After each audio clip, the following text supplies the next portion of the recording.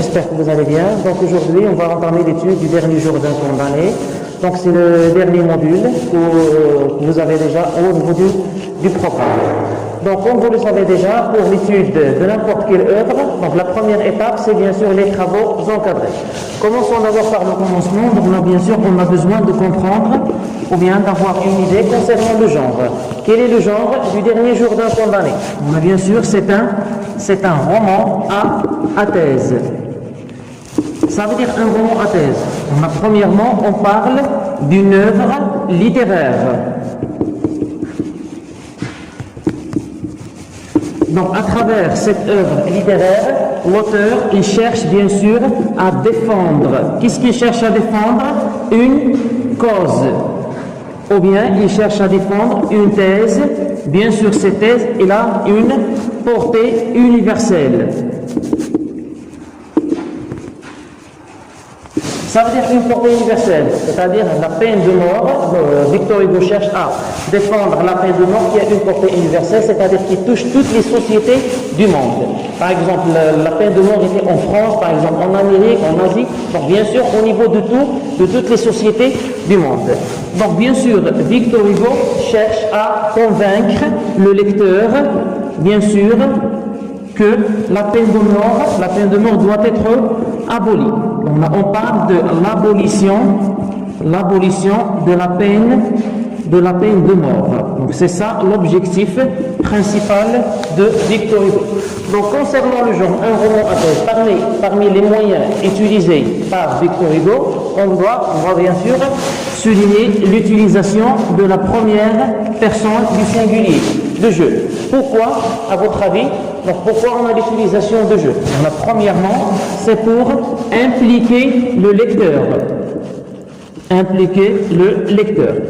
Et deuxièmement, mais bien sûr, l'utilisation de je, c'est automatiquement, on a une identité entre le narrateur et le personnage principal.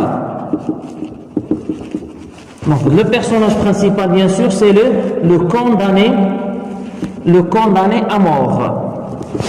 Donc, bien sûr, on a l'utilisation de je, on est au niveau de la focalisation interne. Donc le but de cette focalisation, c'est bien sûr le lecteur va être plus proche du personnage principal, va être plus proche et bien sûr il va vivre avec lui les moments de souffrance et bien sûr tous les moments à l'intérieur de la prison. Donc ça, c'est d'une part. Donc le but principal d'un roman à thèse, c'est bien sûr de défendre une cause qui a une portée universelle.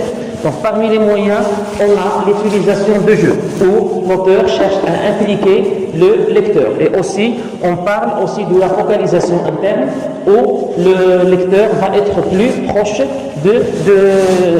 du personnage principal. Et aussi, on a l'utilisation des registres littéraires. On va bien sûr trouver surtout le pathétique, où on a bien sûr le champ lexical de la souffrance et l'auteur cherche bien sûr à susciter la pitié et la compassion des lecteurs. C'est-à-dire, à travers ces écritures, on a bien sûr l'auteur cherche à susciter la pitié des lecteurs et de cette manière on va bien sûr partager les souffrances avec le personnage principal. Et on va trouver aussi le registre lyrique et bien sûr tragique, puisqu'on parle déjà le dernier jour d'un condamné, et quand je dis le dernier jour, bien sûr ce sont les derniers moments d'une vie d'une personne, on parle bien sûr de la mort. Donc on est au niveau du registre tragique. Concernant la date de publication du dernier jour d'un condamné, on a bien sûr c'est 1829. Et bien sûr 1829, on est au niveau du 19e siècle. Donc ça, c'est ce qui concerne bien sûr le genre. Et autre information. Concernant bien sûr le personnage principal, donc concernant d'abord la structure de l'œuvre, on a 49 chapitres. Donc à partir du chapitre 1 jusqu'à le chapitre 21, le narrateur serait bien sûr au niveau de Bicêtre. Donc le narrateur, c'est le condamné à mort. Bien sûr, à partir de toute l'œuvre, va bien sûr séjourner au niveau de 3 prisons. La première prison, c'est Bicêtre. Donc à partir du chapitre 1 jusqu'à le chapitre 21, le narrateur serait à Bicêtre. Après, il serait, bien sûr, sera transféré à la deuxième prison, c'est bien sûr la conciergerie. La conciergerie, et bien sûr dans ce cas, on a bien sûr à partir du chapitre 22 jusqu'à le chapitre 48. Et bien sûr la dernière prison serait bien sûr l'hôtel de ville. L'hôtel de ville, et bien sûr il va au niveau de cette prison, l'hôtel de ville, le narrateur va passer presque 1 heure, et bien sûr la dernière étape, c'est bien sûr, c'est la place de grève, c'est bien sûr la place où le condamné va être exécuté. On a bien sûr, ça veut dire exécuté, c'est-à-dire, donc bien sûr ça va être mort, en utilisant bien sûr la machine, c'est la guillotine. Donc soit on dit la guillotine, soit l'échafaud. Donc ça c'est bien sûr la machine par laquelle on exécute un condamné à mort. Donc pour le moment, on a discuté le genre. Donc le roman à thèse, pour bien sûr un rappel, le roman à thèse c'est une œuvre d'abord littéraire. Et bien sûr à travers laquelle l'auteur cherche à défendre une cause. Victor Hugo, pourquoi il a écrit toute cette œuvre? Donc quel but? Qu'est-ce qu'il cherche? Donc Victor Hugo a écrit le dernier jour d'un condamné dans le but d'annuler ou bien d'abolir la peine de mort. Donc c'est ça l'objectif principal de Victor Hugo, abolir la peine de mort. Voilà l'objectif, et abolir bien sûr c'est dans le sens de annuler ou bien supprimer. Donc c'est ça l'objectif. Donc premièrement c'est une œuvre d'abord littéraire à travers laquelle l'auteur cherche à défendre une idée universelle, donc il y a une portée universelle. Deuxièmement, concernant les moyens mobilisés par l'écrivain, on a d'abord l'utilisation de la première personne du singulier, je. Quelles sont les valeurs de jeu? Premièrement, c'est impliquer le lecteur. Ou bien, nous, comme étant des lecteurs, on va se mettre à la place du condamné, et de cette manière, on va partager avec lui les moments de souffrance et bien sûr tous les moments au niveau des trois prisons. Autre chose, on a bien sûr l'utilisation des registres littéraires qui ont bien sûr un rôle important pour bien sûr pousser le lecteur à partager la même idée avec l'écrivain Victor Hugo. Donc ça, c'est d'une part. Maintenant, on va parler brièvement de l'écrivain Victor Hugo. On a bien sûr, c'est un écrivain célèbre. Donc voilà, donc Victor Hugo. Donc il est né d'abord, en 1802 à Besançon. Et bien sûr, sa mort, donc soit sa mort ou bien on dit son décès, c'était bien sûr en 1885 à Paris. Donc bien sûr l'œuvre la plus célèbre de Victor Hugo, on note Les Misérables. Donc bien sûr cette œuvre a été traduite en plusieurs langues. Donc Les Misérables, on a bien sûr Les Châtiments et d'autres. Les Châtiments, par exemple L'Homme qui rit, etc.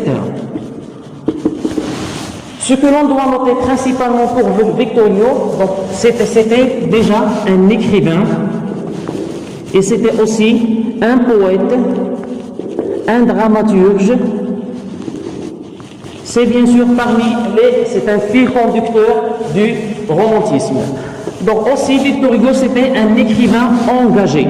Et ça veut dire engagé, c'est-à-dire un écrivain qui traite des sujets qui ont une relation étroite avec la société.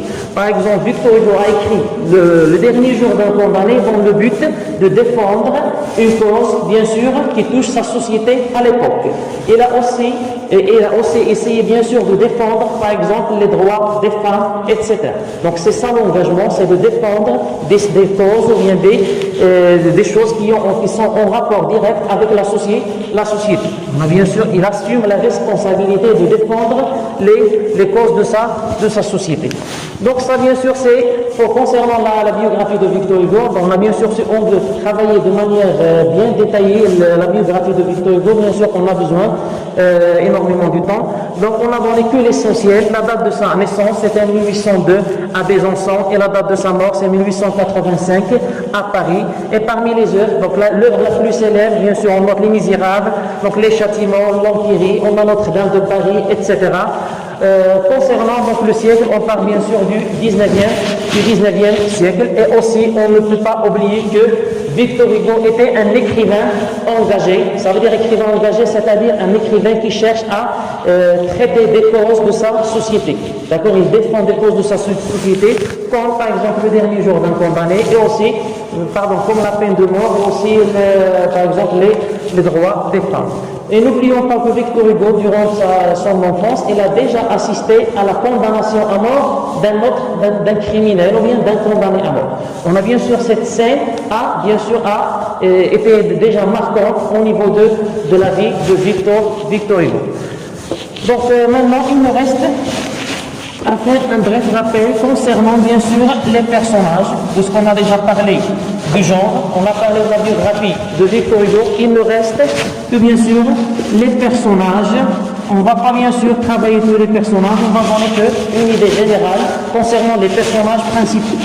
Et bien sûr, commençons par le personnage central de toute l'œuvre.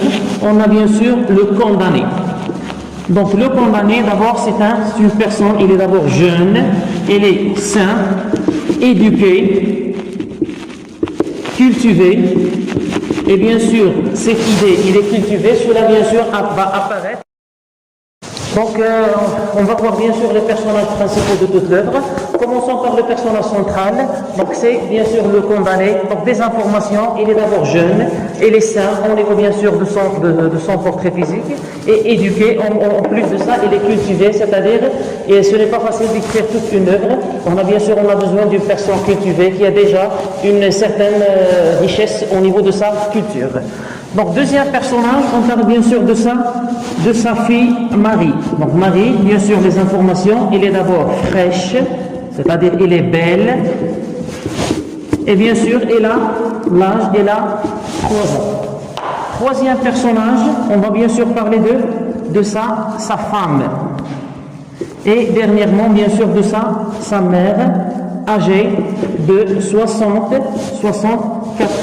Donc, comme vous remarquez, bien sûr, concernant Victor Hugo, il a bien sûr choisi de parler seulement des filles, bien sûr, et des femmes. Donc, quel but? On a bien sûr, c'est autrement dit, ou bien de manière indirecte, Victor Hugo nous montre que la condamnation d'un père signifie la condamnation de toute la famille de manière générale.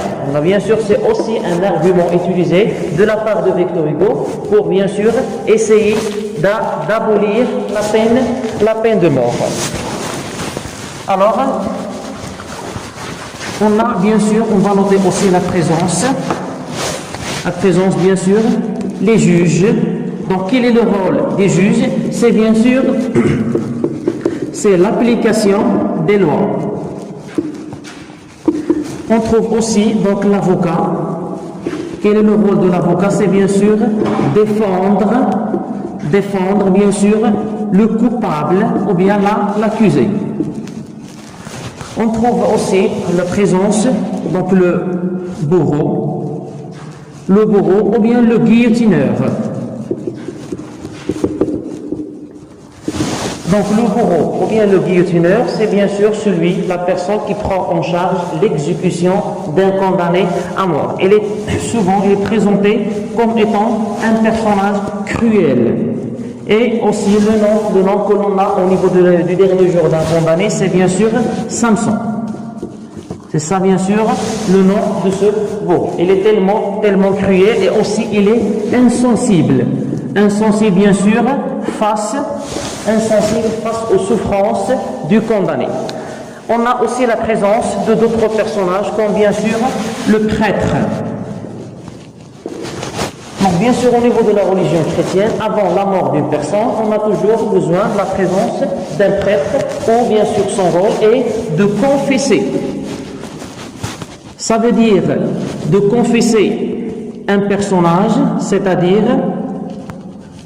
le personnage qui, bien sûr, qui vit ses derniers moments, doit confesser, c'est-à-dire doit avouer ses fautes pour le prêtre, dans le but, bien sûr, d'avoir le pardon divin. Donc c'est ça l'objectif, le pardon divin. On a bien sûr le prêtre a pour but, bien sûr, de confesser le condamné en rapport avec l'histoire, de confesser le condamné, c'est bien sûr en croyant que le condamné va bien sûr avoir le pardon divin. Donc brièvement, c'est ça bien sûr, on a parlé bien sûr brièvement des personnages principaux de toute l'œuvre et je vous remercie infiniment. Donc on se verra une